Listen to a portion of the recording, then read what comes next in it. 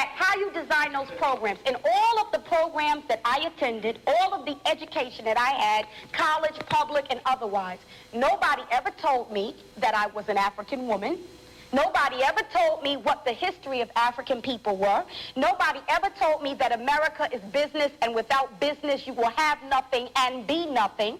And nobody ever told me how to organize business so that I would be able to develop institutions in my own community. So now the sincerity of all of the programs and all of the education has to be questioned, indicted, and convicted, because the bottom line is that America is not and has never tried to produce African adults who are functional, self-sufficient, who understand their politics, their economics, and their relationship to the world politics and the world economics. Sister Soljah delivers a powerful critique of systematic racism and its impact on Black Americans. She begins by addressing the absence of African and Black history education for Black youth, even in inner-city programs designed for their development. Sister Soljah underscores how this omission perpetuates ignorance of Black Americans' rich cultural and historical contributions, depriving young people of the knowledge necessary to foster self-worth and empowerment. She argues that this is no accident, but part of a broader design to prevent Black Americans from understanding their potential as individuals and as a community. Furthermore, Sister Soljah highlights the deliberate exclusion of Black youth from economic education.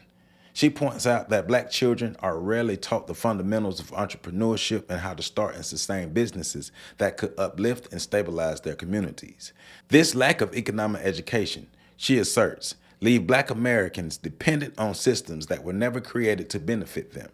She reviews this as a reflection of America's historical indifference to properly developing its Black citizens, emphasizing that this negligence has hampered Black progress for generations. With the NAACP, the Urban League, and the traditional We Shall Overcome civil rights leaders of the 50s and 60s that have been all but abandoned and ignored by younger people, Sister Soljah included. I think that the dice are loaded, and that's what's left out of Mr. Brown's piece.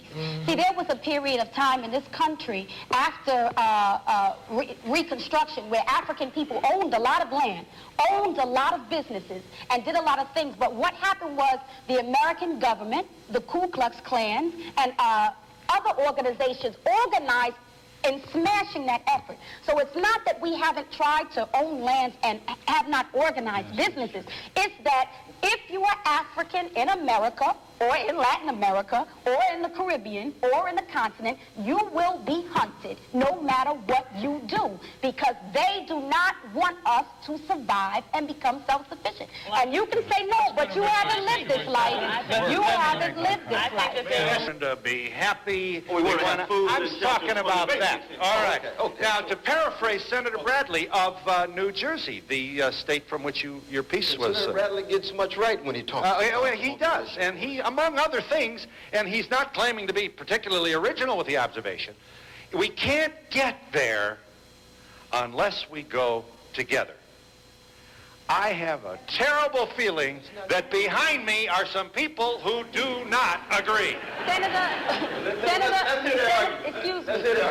Senator Bradley of the all-white United States Senate said we can't get there unless we all go there together. Sorry, none of us are where he is. That's number one.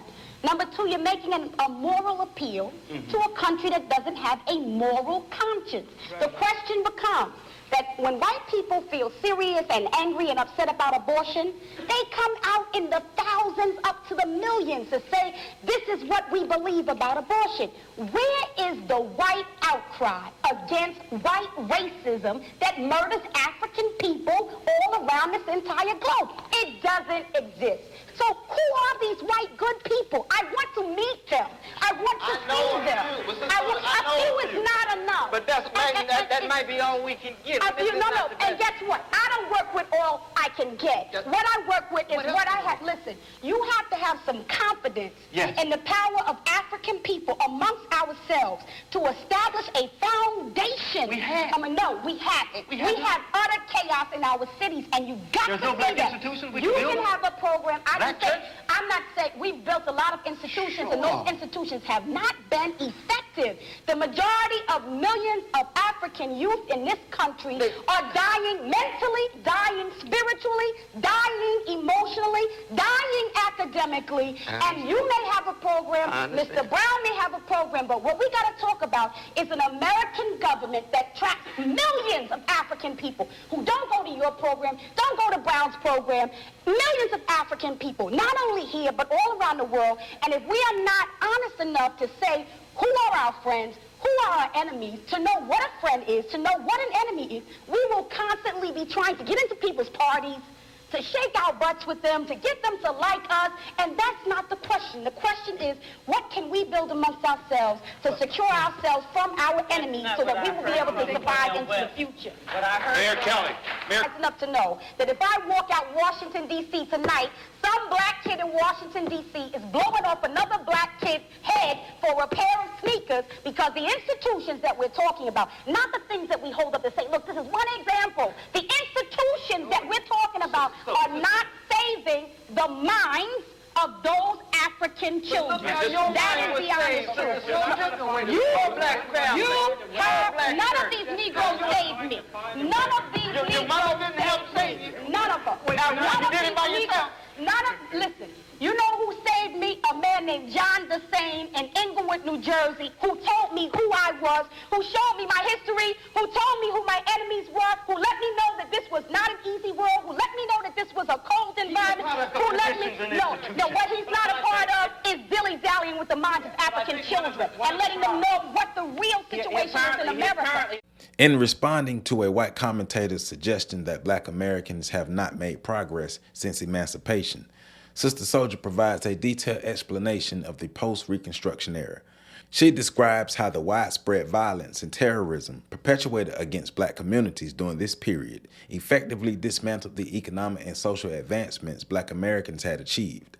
This destruction of black-owned businesses, attacks on political leaders, and systematic disenfranchisement, she explains, were deliberate attempts to ensure black Americans remain subjugated and dependent on white society. Sister Soljah also challenges the notion of appealing to America's morality to rectify these injustices. She contends that such a strategy is futile because America, in her view, has never possessed a genuine moral compass, especially when it comes to the treatment of black people. She warns the panel against seeking moral validation from a nation that has consistently demonstrated its unwillingness to prioritize justice and equity for black Americans. In conclusion, Sister Soljah's conversation is a searing indictment of America's systematic racism and its calculated efforts to undermine black achievement. She calls for a deeper understanding of black history, a focus on economic empowerment, and a rejection of moral appeals to a system designed to oppress. Her message is a clarion call for black Americans to reclaim their history, build self-sufficient communities, and confront systematic oppression with unflinching resolve.